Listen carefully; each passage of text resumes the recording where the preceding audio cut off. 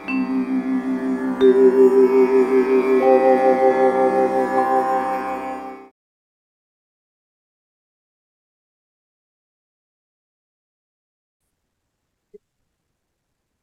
now entered in long trade in Cipla at 1285.10. Stop loss is placed at 1283.45.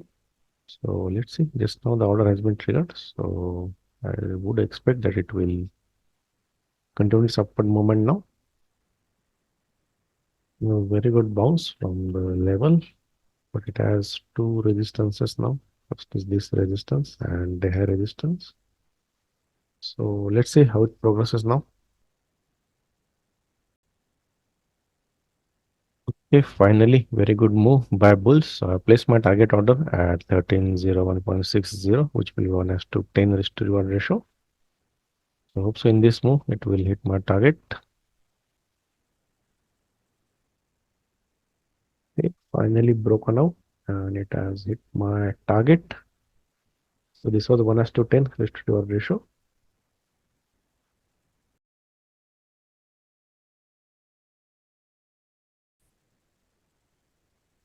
Hello traders, discuss करते हैं आज का trade in Cipla. आज फिर से प्राइस एंड वॉल्यूम का डिटेल डिस्कशन करेंगे कि हाइपोथेसिस कैसे रखना होता है, कौन सा डायरेक्शन में ट्रेड सही होगा या कौन सा रिस्की होगा, ये भी डिस्कस करेंगे। तो अगर डे टाइम फ्रेम में देखा जाए तो ये कम्प्लीटली अप ट्रेंड में है, और अगर थोड़ा एनालिसिस करेंगे तो ये दिखता है कि ये जो सप्लाई जोन था उसने कल इसे टेस्ट किया था। या तो ये ब्रेकआउट होगा या ब्रेक इनसाइड होगा, दोनों चीज़ पॉसिबल है। और अगर वॉल्यूम की हम बात करेंगे तो जब ये फर्स्ट टाइम आया, सेकंड टाइम आया, थर्ड टाइम ये जब गिरा तो बहुत ही ज़्यादा वॉल्यूम से गिरा है। मतलब यहाँ पे शायद सेलर्स एक्टिवेटेड है, या हो सकते हैं अगर यहाँ पे रिटेस्ट करता है तो। जब इस दिन ब्रेक डाउन हुआ था या नीचे आया था तब नेक्स्ट डे मैंने सेल साइड का ट्रेड लिया था, 24 नवंबर। उस वीडियो में मैंने एनालिसिस में ये बताया था कि जब तक ये जोन प्रोटेक्टेड है तब तक डरने की जरूरत नहीं है, शायद ये ऊपर भी आ सकता है। अब जब ये हाई वॉल्यूम से गिरा है इसका मतलब यहाँ पे इन्वेस्टर इंटरेस्टेड हो सकते हैं सेलिंग में। अब ये कंफर्म कब होगा, ये सिर्फ वॉल्यूम देख के या कैंडल का कलर देख के कंफर्म नहीं होता। इस कैंडल का लो अगर ब्रेक होता, ये जोन ब्रेक होता और यहाँ से रिटेस्ट करके नीचे आता तो हम ये मान लेते कि ये डाउनसाइड के लिए रेडी है और यहाँ पे जो इन्वेस्टर आए हैं वो सेलर्स थे। लेकिन ऐसा नहीं हुआ, ये नीचे ब्रेक नहीं हुआ, जोन प्रोटेक्टेड रहा, इस कैंडल का लो प्रोटेक्टेड रहा, और उसके बाद ये हायर हाई करके ऊपर जा रहा है। तो यहाँ पे शायद ये सिर्फ प्रॉफिट बुकिंग का ये कैंडल था, मूव था, किसी न्यूज बेस हुआ रहेगा ये, और उसके बाद प्राइस ऊपर जा रहा है। तो मिक्स्ड है। तो यहाँ पे बायर भी हो सकते हैं, सेलर भी हो सकते हैं। अब इस कैंडल का हाई कल ब्रेक हुआ था, मतलब यहाँ पे अगर सच में सेलर है तो उनका स्टॉप लॉस अब हिट होने वाला है, एक माइंड में हम रख सकते हैं। दूसरा है, अगर यहाँ पे सच में सेलर हो गए, अगर थोड़े बहुत बचे हैं जो यहाँ पे सेल कर चुके हैं, वो शायद एक बार और ट्राई कर सकते हैं क्योंकि ऑल टाइम हाई पे है। अगर ब्रेकआउट फेलियर होता है तो ये भी ध्यान में रखना चाहिए। अब देखेंगे कि स्टॉक सिलेक्ट किया गया था मंथली ब्रेकआउट मेथड से। कल दिसंबर मंथ का ब्रेकआउट हुआ है with volume and increasing delivery volume. अगर हम डिलीवरी वॉल्यूम की बात करेंगे तो ये लगभग 10 टाइम्स ब्रेकआउट है डिलीवरी वॉल्यूम का। मतलब कहीं ना कहीं इन्वेस्टर 100% इंटरेस्टेड है इस स्टॉक में। अब ये बायर भी हो सकते हैं, सेलर भी हो सकते हैं। ये कब पता चलेगा, अगर ये ब्रेकआउट होता है तो शायद बायर होंगे, अगर ये नीचे आता है तो शायद सेलर भी हो सकते हैं। सेलर होना थोड़ा मुश्किल है क्योंकि ऑल टाइम हाई के यहाँ पे चल रहा है, और अगर सेलर को सेल करना ही था तो उनको एक चांस था इसमें, जो ये ब्रेकआउट करके नीचे गए होते, लेकिन ऐसा नहीं हुआ है। तो अगर ऑल टाइम हाई पे जाके ब्रेक इनसाइड होता है इस कैंडल का हाई, तो वो सेल ट्रेड लेना थोड़ा रिस्की होता है। ले सकते हैं, जैसे यहाँ से गिरा, यहाँ से गिरा, यहाँ से गिरा, तो यहाँ से भी गिर सकता है ना, ऐसा नहीं है, लेकिन ये थोड़ा रिस्की होगा looking at this price action. अगर बाय करना है तो इस कैंडल का हाई है जो ब्रेकआउट के लिए हम यूज कर सकते हैं, या इस कैंडल का जो इम्पोर्टेंट लेवल है ये भी यूज कर सकते हैं।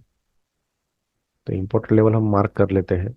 तो पहले कल लो बना, फिर हाई बना, और उसमें से इम्पोर्टेंट कैंडल था ये। तो ये दो लेवल है, बाकी सब स्विंग नीचे है। तो अब ये दो लेवल कर हम कंसिडर करके थोड़ा एनालिसिस करते हैं विद प्राइस एंड वॉल्यूम की एंट्री कैसे किया और क्या क्या थॉट प्रोसेस है एंट्री से। इंपॉर्टेंट है कंफर्मेशंस क्या क्या लेना है इस केस में पर्टिकुलर। पहले केस में अगर प्राइस इस लेवल के ऊपर ओपन हुआ है, मतलब गैप अप ओपन हुआ है, तो ये स्ट्रॉन्ग साइन है बुलिशनेस का। अगर यहाँ पे सच में बुल्स है तो यहाँ से ओपन होके अगर थोड़ा भी रिट्रेसमेंट आता है तो यहीं से ऊपर निकल जाना चाहिए था प्राइस। लेकिन ऐसा नहीं हुआ, अगर यहाँ पे आता तो मैं यहीं से उठा लेता उसको। अब क्या हुआ है दिखाने के लिए शायद यहाँ से प्राइस आया, नीचे आया, मतलब ये हो सकता है कि ब्रेकआउट फेलियर होके ये ब्रेक इंसर्ट हो जाए। लेकिन यहाँ पे देखेंगे वॉल्यूम का, तो फर्स्ट कैंडल में ठीक ठाक वॉल्यूम था, लेकिन सेकंड कैंडल में वॉल्यूम क्यों गिरा? इसका मतलब यहाँ पे शायद सेलिंग फोर्स थोड़ा कम हुआ है। लेकिन ये ब्रेक इंसर्ट हुआ ही हुआ है, ये तो 100% दिख रहा है। तो यहाँ पे डायरेक्ट बाय नहीं कर सकते, क्योंकि हो सकता है कि नीचे आए, यहाँ पे कुछ एक्टिविटी देखा और यहाँ से सेल हो जाए, हो सकता है। लेकिन मेरा हाइपोथेसिस ऑन बाय साइड था थोड़ा ज़्यादा। तो मैंने कंफर्मेशन लिया। अब कंफर्मेशन मैंने पहले भी बताया था कि जिगजैग ड्रॉ करके सिंपल कंफर्मेशन ले सकते हैं। तो पहला कंफर्मेशन ये लिया, प्राइस यहाँ से नीचे आया, फिर ऊपर गया, फिर नीचे आया, और ये higher high higher low structure में चला गया। ये था हाई, ये था हायर हाई, ये था लो, और ये है हायर लो। मतलब higher high higher low structure में है, मतलब प्राइस पॉजिटिव है। अब इन सेलर को चांस था कि यहाँ से प्राइस ऐसा नीचे आ जाए, लेकिन ऐसा नहीं हुआ। मतलब यहाँ पे जो बैठे हैं वो शायद बायर्स है। और कंफर्मेशन लेना चाहिए क्योंकि ब्रेक इंसर्ट हुआ है। तो दूसरा कंफर्मेशन लिया था वॉल्यूम का। अगर ये चार कैंडल देखेंगे तो चारों ग्रीन कैंडल है विथ इंक्रीजिंग वॉल्यूम है, मतलब ये बना अपना बुलिश ट्रेंडिंग जोन। अब बुलिश ट्रेंडिंग जोन कहाँ पे बना है? इस सपोर्ट के नजदीक बना है, और जो रेजिस्टेंस कन्वर्ट हुआ था इस मूव की वजह से उसको ब्रेक करके फिर से ऊपर क्लोजिंग दिया है विद इंक्रीजिंग वॉल्यूम। मतलब कहीं ना कहीं ये फिर से सपोर्ट बन गया है, और इसी लेवल पे मेरा एंट्री ऑर्डर था। अब मुझे एंट्री तो मिल गई, लेकिन एंट्री से इंपॉर्टेंट है स्टॉप लॉस। स्टॉप लॉस कहाँ पे रख सकते हैं? सिंपल एनालिसिस है। ये जो हायर हाई स्ट्रक्चर बना है, जो इसका हाई है, ये एक रेजिस्टेंस का काम करता है। अगर रेजिस्टेंस ब्रेकआउट होता है तो ये सपोर्ट का काम कर सकता है और प्राइस यहाँ से ऊपर जा सकता है। तो इसके नीचे आना थोड़ा मुश्किल है। और जो ये कैंडल है, ये विथ इंक्रीजिंग वॉल्यूम हुआ है, मतलब यहाँ पे बायर्स है। तो ये बायर शायद ये प्रोटेक्ट करेंगे जगह, ये लोकेशन, दिस कैंडल लो। ऐसा मेरा एनालिसिस था। तो मैंने एंट्री प्लेस किया था इसी लेवल से जो प्रीवियस डे हाई था, 10 पैसा ऊपर विद बफर 85.10। और स्टॉप लॉस रखा था इस कैंडल के नीचे, और ये स्विंग के नीचे थोड़ा बफर देके 83.45, जो 83.45, जो 83.50 फिगर है उसके नीचे 5 पैसा रखा था। तो ये था मेरा एंट्री, थोड़ा कंफर्मेशन के साथ लिया था क्योंकि ये ब्रेक इनसाइड हुआ था ऑलरेडी। और टारगेट थोड़ा स्ट्रेच रखा था क्योंकि ये फंसे हुए सेलर हैं, उनके स्टॉप लॉस शायद ऊपर गया प्राइस तो हिट होंगे, ऐसा मेरा एक एनालिसिस था। तो यहाँ पे मेरा टारगेट हिट हुआ जो था 1:10। तो ये था ट्रेड। थोड़ा एनालिसिस करना इंपॉर्टेंट है प्राइस एंड वॉल्यूम का, कंफर्मेशन का।